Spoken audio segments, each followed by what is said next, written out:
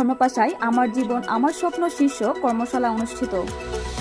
উমর ফারুকের ভিডিও চিত্রে বিস্তারিত জানাচ্ছি জামিয়া সুলতানা। সুনামগঞ্জের ধর্মপাশায় আমার জীবন আমার স্বপ্ন শীর্ষক কর্মশালা অনুষ্ঠিত হয়েছে। বৃহস্পতিবার দুপুর 12টায় বেসরকারি সংস্থা ওয়ার্ল্ড ভিশন বাংলাদেশের অর্থায়নে পাই ডেভেলপমেন্ট ট্রাস্টের উদ্যোগে ধর্মপাশা এপির হলরুমে এ কর্মশালা অনুষ্ঠিত হয়। এতে ওয়ার্ল্ড ভিশন বাংলাদেশের ধর্মপাশা এপির প্রোগ্রাম ম্যানেজার সাগরজন কস্তার সভাপতিত্বে প্রধান অতিথি ছিলেন উপজেলা নির্বাহী কর্মকর্তা মোহাম্মদ গিয়াসউদ্দিন। পারি সিডিও বিদ্যুৎ মাংসাংয়ের পরিচালনায় এতে স্বাগত বক্তব্য দেন পারির প্রোগ্রাম ম্যানেজার অঞ্জন কুমার উরাম।